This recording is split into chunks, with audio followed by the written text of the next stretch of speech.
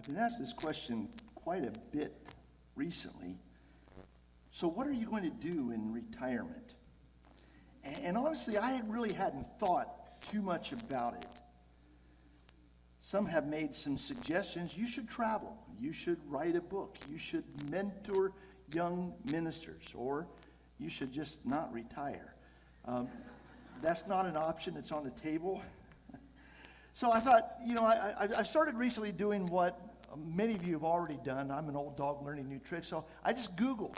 I Googled, what are some bucket list things to do in retirement? And I found several websites, actually, and a couple of them had lengthy lists of suggestions for things to do in retirement.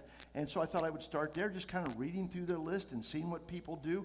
And apparently, the one I focused most of my attention on was a list that was about reinventing yourself. You're starting a new chapter in life, and so you should do something new and something maybe kind of random, something that wasn't you, because this is now a new time and a new you. So you just do new, exciting things.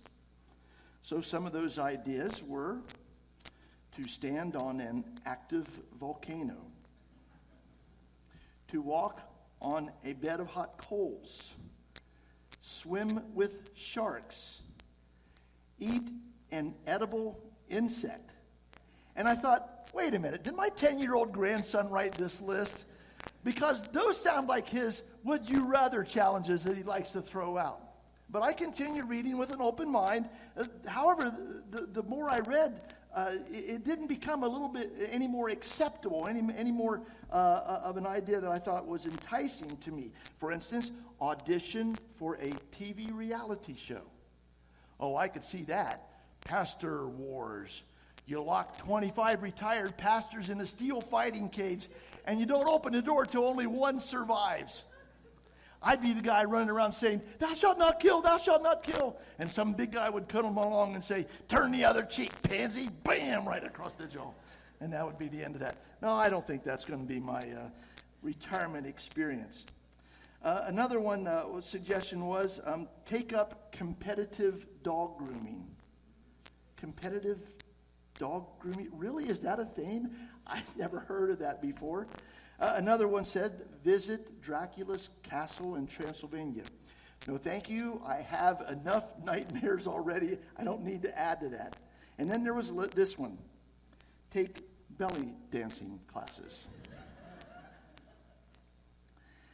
Suddenly, this retirement thing isn't nearly as appealing as it once was.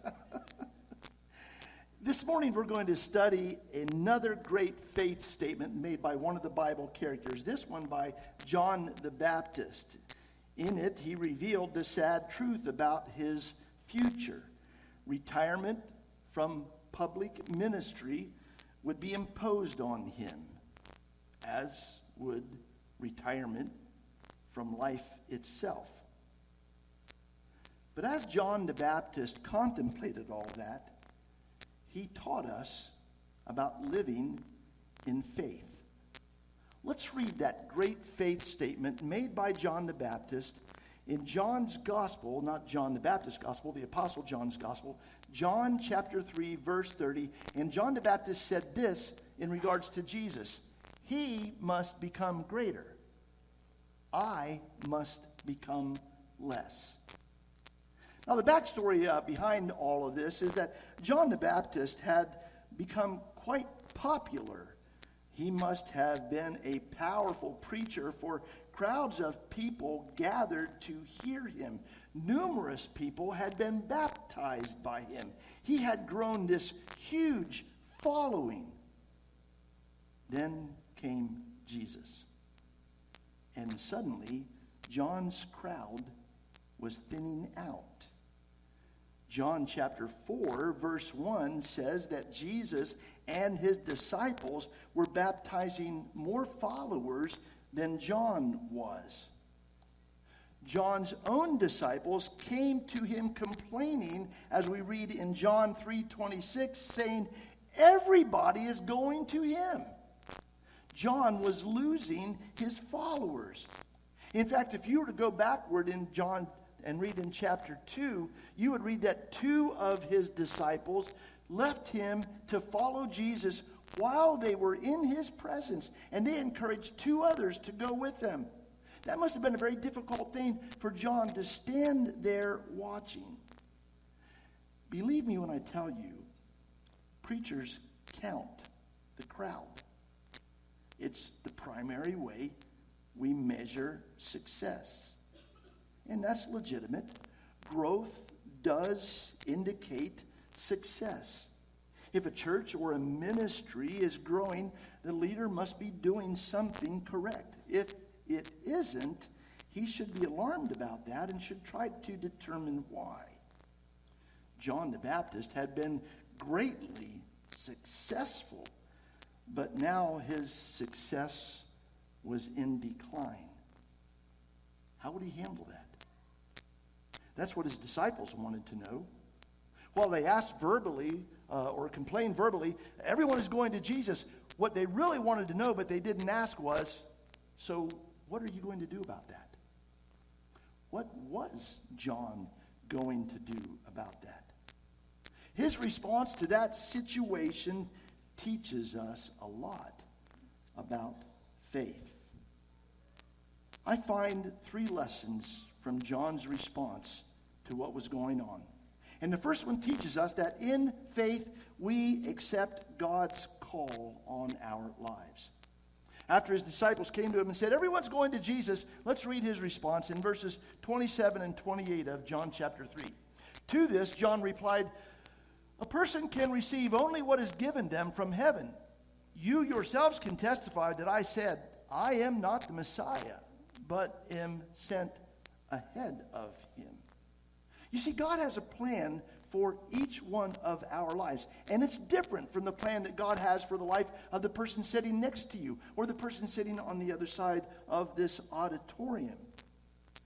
God has determined the role that each one of us will play in his kingdom and in his church. We do not all have the same gifts. Therefore, we do not all have the same call of God on our life. God had given John the Baptist a specific calling. He had, from his birth, determined that John would be the voice that would announce Jesus. He was, as the scriptures say, to prepare the way for the Lord. He was like an MC at a large banquet, whose responsibility it is to introduce the guest speaker, the honored person who's been asked to speak at this occasion and for which all the crowd has gathered. They've come to hear the guest speaker, not the MC. And so when the MC gives his introduction, his role is finished and he sits down. John was to introduce Jesus as the Messiah to the nation of Israel, and he did. When Jesus began his public ministry, John's purpose had been fulfilled. Jesus' purpose was just starting to materialize. He was starting to take off.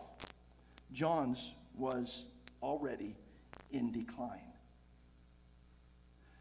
The point that I think John is trying to make to his disciples and to us is that success is not determined by your calling. Success is determined by what you do with your calling, how you fulfill your calling. So success is to work at, to be the best we can be at fulfilling our role that God has given us. I have a preacher friend named Dave. We went to seminary together. The churches that Dave led typically numbered around 100 or sometimes as much as 150 people. I would see him at preaching conferences every year. After one of those conferences, we went out to lunch together, and we discussed the previous 2 days and the speakers we had heard. Most of those speakers had attained high levels of success leading mega churches. Dave was having a midlife crisis kind of moment. He was past his mid-50s, and he still had not achieved the grand goals he hoped to in ministry. He still pastored small churches, and he realized that his most productive years had already passed him by. He was on the downward side of his career without achieving the success he had envisioned, and he lamented that. Comparing himself with the speakers whom we had just heard the previous 2 days, he said, I guess we one-talent guys will never realize the success of those multi-talented guys. He was very disappointed in himself. But I know some of those mega church ministers, and they don't serve people in the same loving way Dave does. They don't go to hospitals and pray with members who are sick or waiting surgery. They don't make visits in the homes of people who are struggling with problems. They don't send a personal message when a church member is missing from worship. They aren't pastors. They are program administrators. Their work is done in an office, not in people's lives. Dave has the most valuable of gifts. He loves people. Use the talents God gave you and be admirable at that. In 2015, Denzel Washington delivered the graduation address at Dillard University in New Orleans. He encouraged the graduates to practice the humble recognition of the abilities they had and the opportunities they were going to receive. He said, put God first in everything you do. Everything that I have is by the grace of God. Understand that. It's a gift. I didn't always stick with him, but he always stuck with me. So while you are on your knees, say thank you. All of our abilities, every opportunity we have, are gifts from God. He gives us those gifts to use for the benefit of his kingdom and for the benefit of his people.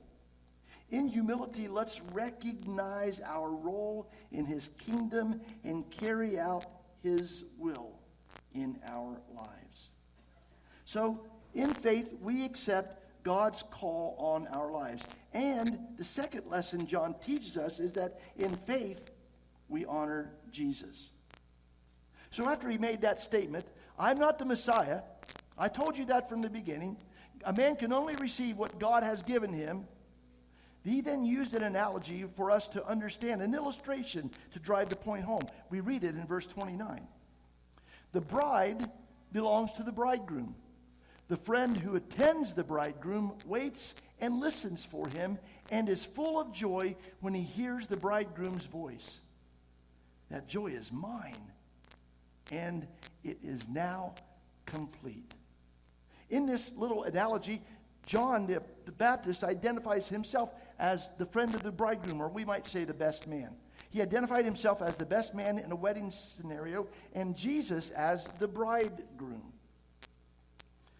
Faith lives on in an it's not about me kind of life. Like John, our lives are about Jesus first and foremost. He played the role of a bridegroom of the best man who made preparations for the wedding, who was there to stand beside the groom and to celebrate the joy with him. That was his role in Jesus' life in the world when Jesus was born. Our role is similar, to let Jesus have the spotlight and to be a supporter and a servant of his, preparing for his ministry to people in our world. Several years ago, I taught many discipleship groups in which I trained men in the congregation to be leaders because there was a need for some more leadership in our church. And the first book I had those guys read was a book by Max Lucado entitled, It's Not About Me. And the reason we read that book together was because I wanted them to understand that service and ministry must begin with that perspective. And I wanted them to understand that as leaders in God's church, we must put God and his church first. John the Baptist modeled that. Jesus' success, therefore, brought John joy not jealousy. The focus of public attention was supposed to shift to Jesus. Just as in our lives, the focus of public attention is supposed to shift to him. It's an all about him motto. That's a great motto for us to live by. It's all about him. Several years ago, I rode motorcycles with a guy who had a nice Harley. I admired his bike. The first time I rode with him, he was right directly in front of us in the ride procession. And I noticed that he had a sign on the back of his sissy bar, which his wife was leaning up against. And that sign read, "It's all about her." And I thought, wow, what a considerate husband he is. He readily puts his wife ahead of himself. She must feel special that he would advertise that for everyone to see. So at our first stop, I commented to him on the sign and stated what a great husband he must be. And he said, "Oh, well, the her is not my wife.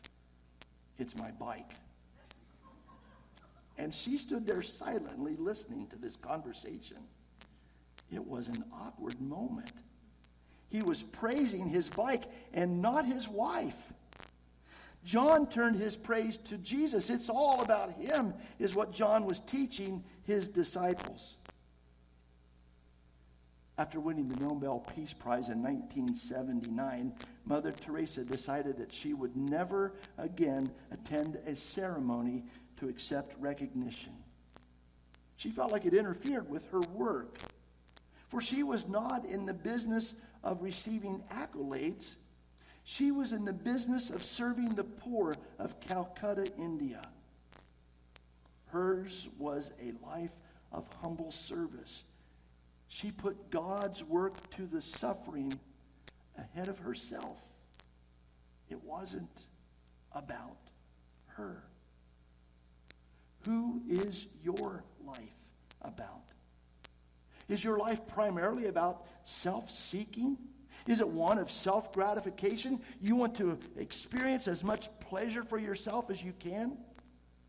Is it a life about self-glorification? You want to be in the spotlight and receive as many accolades as you can find? Are you self-absorbed and self-serving? You put yourself and your desires ahead of everyone and everything else? As Christians, our life is about him. Did you catch in that analogy that John used of the wedding who we are?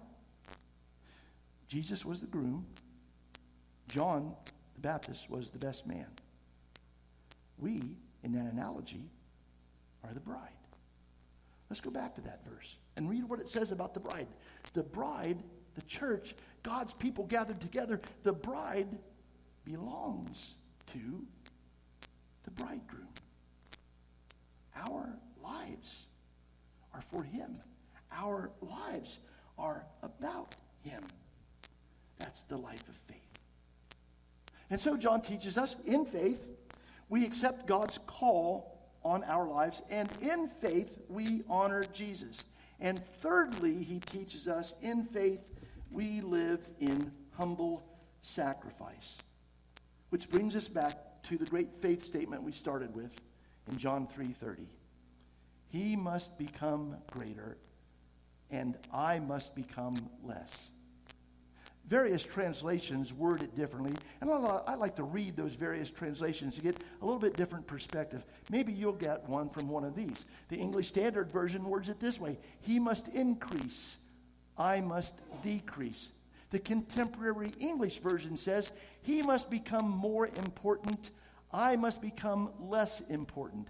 But the one I like the best is an obscure 18th century translation which says, he must grow great while I diminish. Our lives are lived for this one great purpose: to glorify Christ. John the Baptist was decreasing. At the very moment that he made that statement. He was decreasing in the focus of public attention. He was decreasing in his role in God's plans. He was decreasing in his purpose of life. He was decreasing even in life itself. For within a few months of having made that statement, John the Baptist was dead at age 35. He had fulfilled his purpose, and he knew that. And he was ready to depart when the time came. On October 14th, 1993, the Los Angeles Times printed an article describing the bungee jump of 100-year-old Mr. S.L. Potter. 100 years old. It was his first bungee jump. It was to be from a tower that stood 210 feet high at 100 years of age. Dozens of friends and family members gathered to watch. His children and doctor tried to dissuade him from making the attempt, but he was insistent. And so he climbed all the way up to the top of that tower. He strapped in some kind of a body harness, and then he leaped off of the platform. The bungee cord bounced 4 or 5 times under his weight in yo-yo fashion before it finally settled. He dangled there motionless for several seconds. One of the people in the audience screamed out, "Oh no, he's dead!" And then he began to kick his feet to try to upright his body. The first thing he said when someone got close enough to hear him was, "Give me back my teeth!"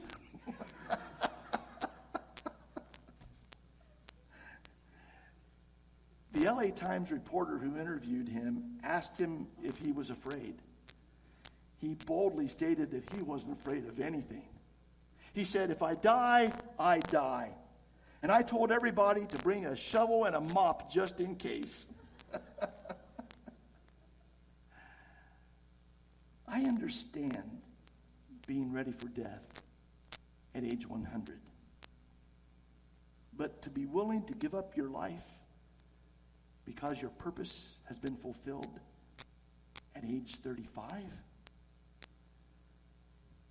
John's faith statement is a tribute to his sacrificial love for God.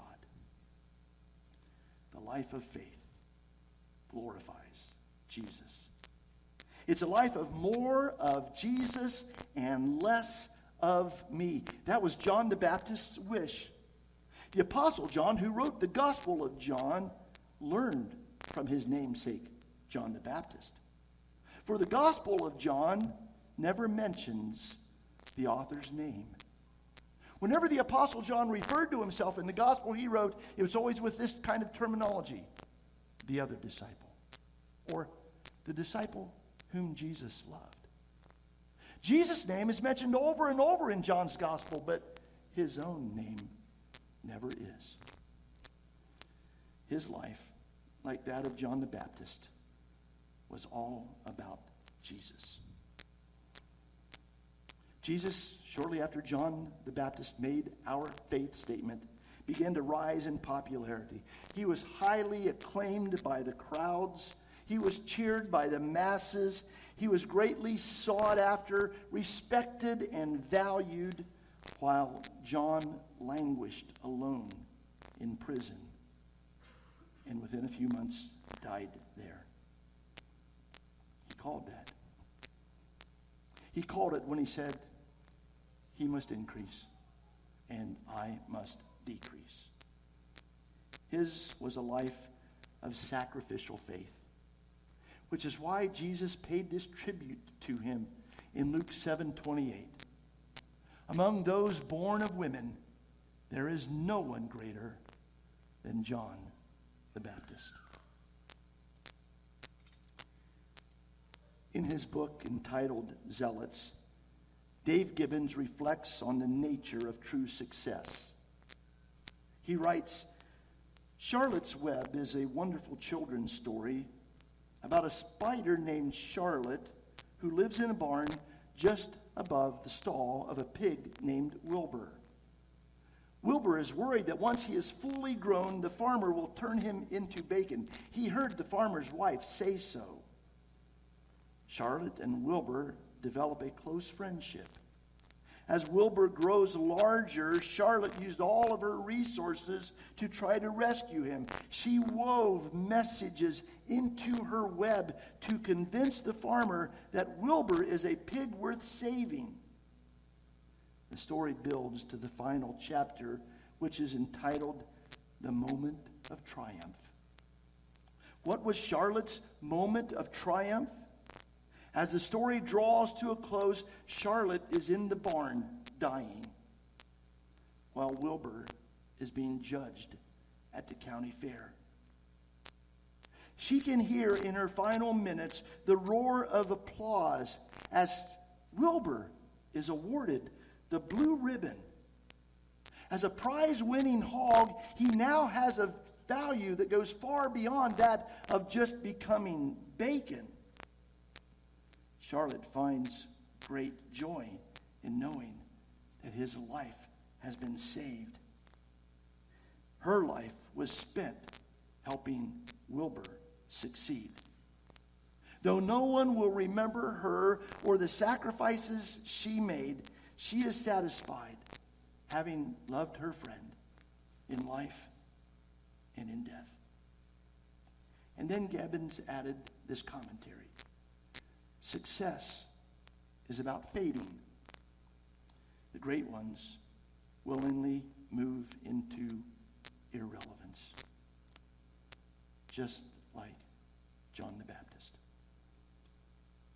Live your lives in this world in comparative irrelevance, and let Jesus have the spotlight. Glorify Jesus and his will and his church. You were never intended to find your glory in this world. Your glory awaits you in the next. Live for Jesus now, and he will glorify you then. It's that life to which he invites you. He offers you the opportunity to accept the forgiveness of your sin that separates you from God, that he made possible by his death on the cross. He invites you to accept him, therefore, as Savior. He also invites you to accept him as Lord and to live your life from that point on, glorifying him. If you've never accepted Jesus as your Savior, today we invite you to do so. We give you that opportunity. Jesus wants to be in that relationship of love with you. If you want to accept it, come forward as we stand and sing our closing song.